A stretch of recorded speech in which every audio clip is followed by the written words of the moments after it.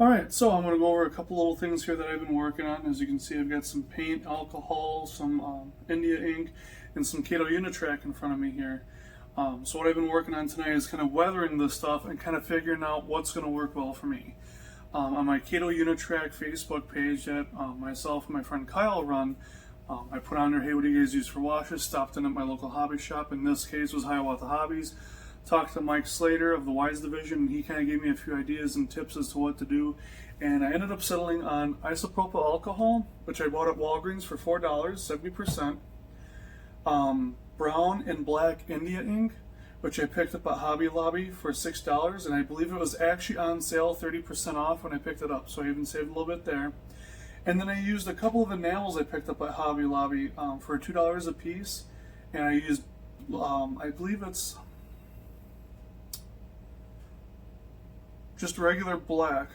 It is a gloss, and that's alright, because I want it to have that kind of like shiny finish, like oil streaks and whatnot. And then I've got rust brown, and that's the actual color, is just rust. It's not red oxide, it's not some different shade of brown, it's just rust. And those are both by testers. So I used a couple different things and techniques with this. I did two main different ways that I want to go over with. So with this piece here, the first piece, I actually went over and first did the India ink. Okay, so the first thing I did was the India ink, and then I added the rust. I just brushed it on. So the India ink, I've got about, I've got this probably a 6-ounce jar here. This was an old Smucker's jar. It was free, as opposed to buying a jar to store my stuff. And I think I've got 6 parts black India ink and 2 parts brown. And that's just to help kind of give that dust, dirt look. And then the black ink is to help add some texture so it pops a little bit more. And I'd say so far that it's working. I put it on a little bit thicker on this curved piece of track here. And that one I painted the rust on first, and then added the India ink later after it dried a bit. So that one I'll show you. This has got some drying yet to do, as you can see. But those wet spots of the India ink in the middle of the ties will look great for grease and oil falling from the trucks and the locomotives. But I will have to keep going and brushing on the outsides there, where you might be able to see that on the outsides of the ties where the India ink and alcohol is building up. And it's, India ink and alcohol, and then it's just the two enamels mixed to make this. It's 1 part black, 3 parts brown. Eventually I will take and mix some more. It's either this jar or one of these guys, just so that all my track is consistent. Some areas maybe where there's more switching going on, that it might be a little bit darker black, a little bit more black paint instead of brown. But overall I'm very happy with the effect that I've achieved. So I'm going to go back occasionally and just touch up the ends of these ties here, because I don't want it to get too dark on the ends. The middles I don't mind, because that's where all the grease and stuff is going to build up anyhow. But on the ends of the ties, I don't want it to look like oil's been dripping on there. So I'm expecting this to dry overnight. I don't have any fans or anything going that would greatly expedite the process, and that's something I'm going to work on, is getting a mountable box fan with a filter on the back so it's clean air. I'm not blowing dust all over this. And likewise, when I'm spray painting, it'll pick up the excess paint that might be floating around the air and maybe help control the fumes a little bit. But this is where I'm at right now with my Kato Unitrack. Next, I'm going to show you guys the layout. Alright, so here's the layout as I have it so far. I'm still waiting for the other modules to come in, and I'll buy the Unitrack as I need it instead of trying to figure out how much I need.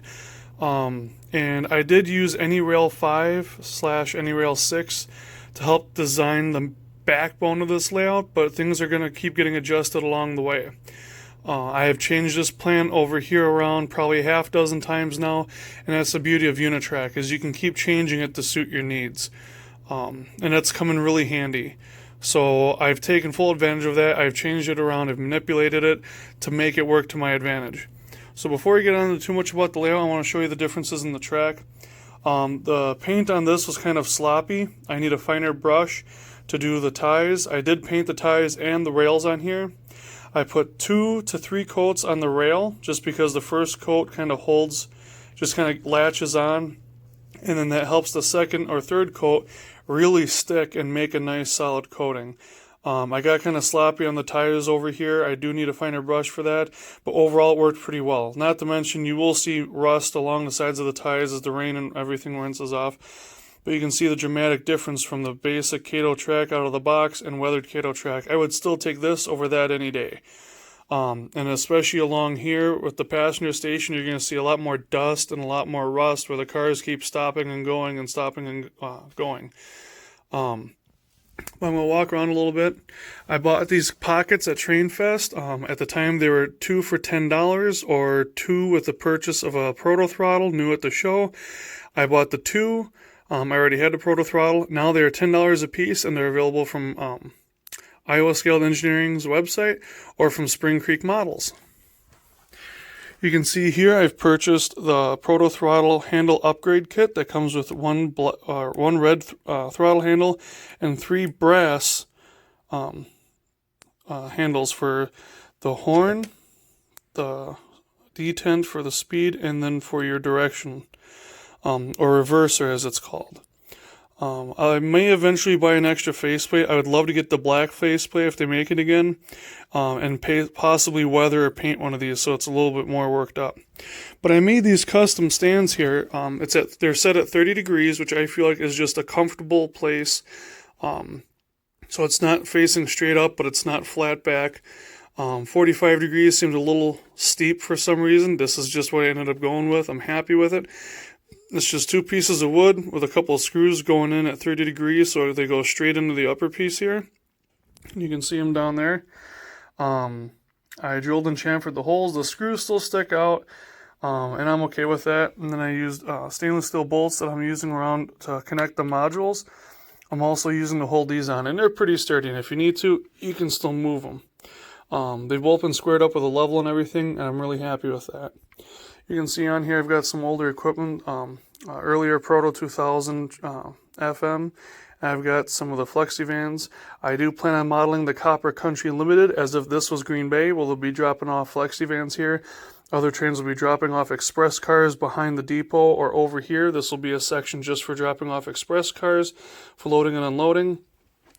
I've gone ahead to Menards and picked up the Sprecher Brewing Company building. I do have, as you can see over here, I've got the power pack for that. I do plan on having a couple other buildings, so before I go drilling holes, I want to make sure I've got all the layout in the place that I want it, and I want to make sure I've got all the buildings where I want them, so I can more effectively use these packs. I believe I will have 6 buildings in total when I'm done, and I just want to make sure that everything's used as efficiently as possible. You can see some other buildings over there that I've had for a while now. My father and I picked those up from a gentleman who was moving and decided that he was going to get rid of them and graciously was giving them away to anyone willing to come and pick them up.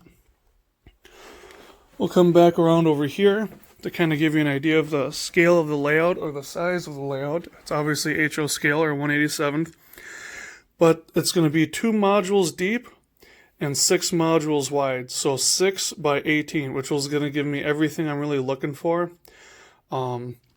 Where these F units are sitting, there's going to be a large grain elevator here, kind of replicating Rock Springs a little bit. That's my inspiration for it. I know there is no scrap dealer or transloading, and I know that there was no station there, but it's just the theme of this particular section. If for some reason the pool table goes, then I'll move Rock Springs, Reedsburg, and some of the northern parts of Wisconsin over there, including logging, a lumber mill, a larger grain elevator, more closely matched to Rock Springs, along with a couple other things. So as we come over here, you can see I've got this little overhead crane in the shelter here. I'm going to use this right now for various open loads, heavy duty flat cars and whatnot. I'll have a separate track somewhere else on the layout specifically for center beams. I've got several of those. I'd like to make good use of them. Another big feature in the layout later on, especially after I get the rest of the modules up, is going to be intermodal. I'm going to have 2 tracks with enough room for 8-foot trains. They'll give me 12 cars plus room for 2 engines on the locomotive staging track, which is basically going to be the track between the main line and then where the track splits for the 2-track staging for intermodal. I'm not sure if I'm going to have a specific track for the auto racks for loading and unloading vehicles or not, but I do want to have those on the layout somewhere. I've got a good little collection of them. I'd like to make use of them if I can. One of the things I wanted to model was the Port of Milwaukee.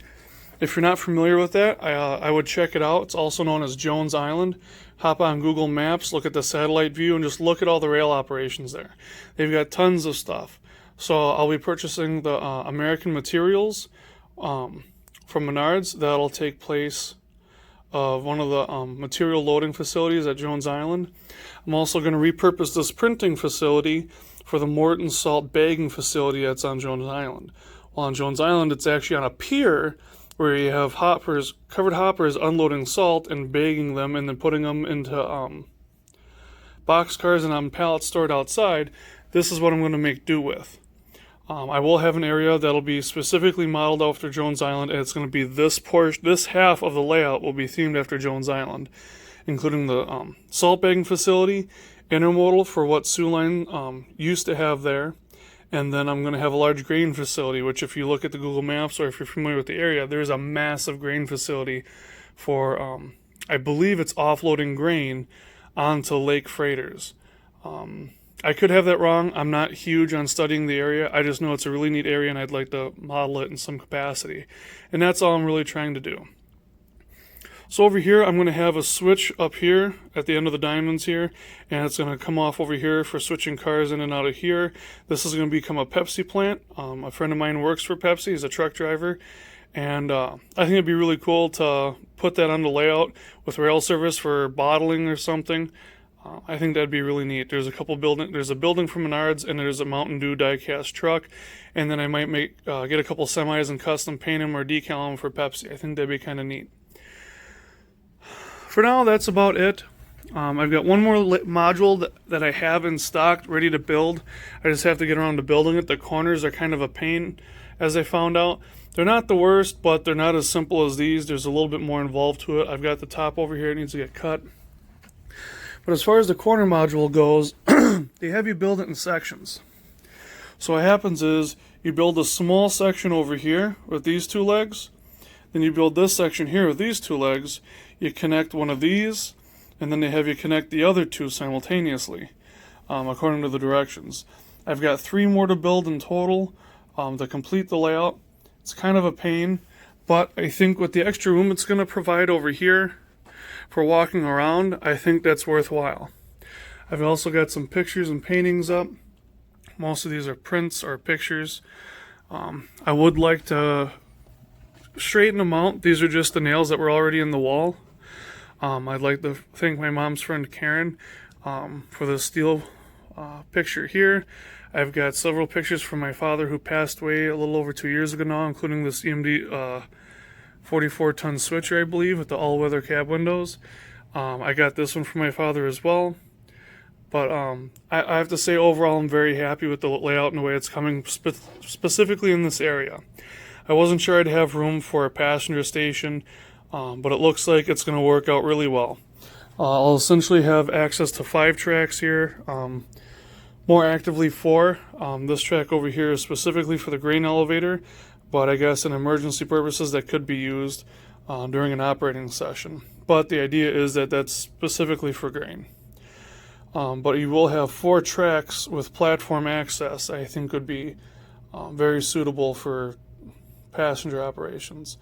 Again, this furthest track back would more specifically be for express cars.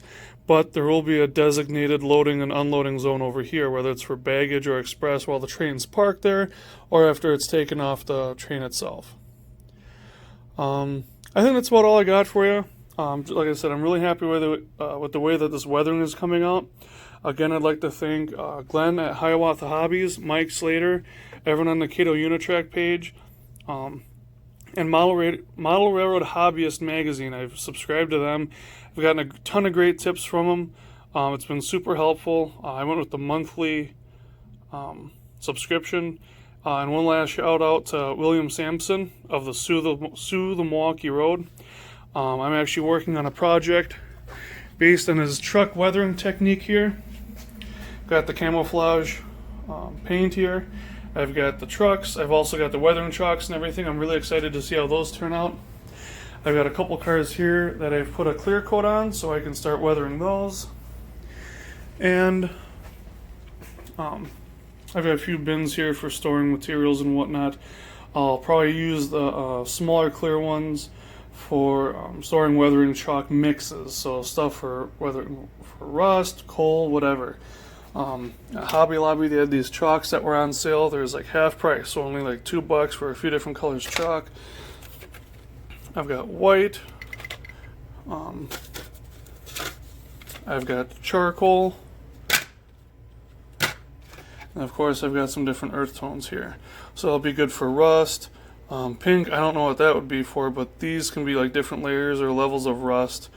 And then the charcoal may sound a little useless, but for my coal cars, that'll be great.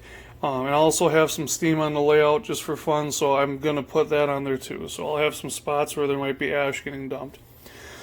But for now, that's it. If I would recommend anything, it would be label and write down what you're doing, what you're using. So I'm going to put down my mixture for the India ink. I'm going to put down my mixture for the paints here.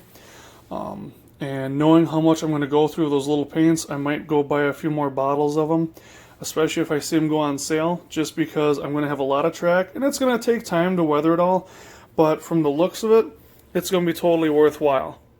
So with that, I'm going to put a little video in of a Wisconsin Southern train I caught in Waukesha, which I haven't seen a Wisconsin Southern train in person in quite some time, just because I work the hours that they usually come through.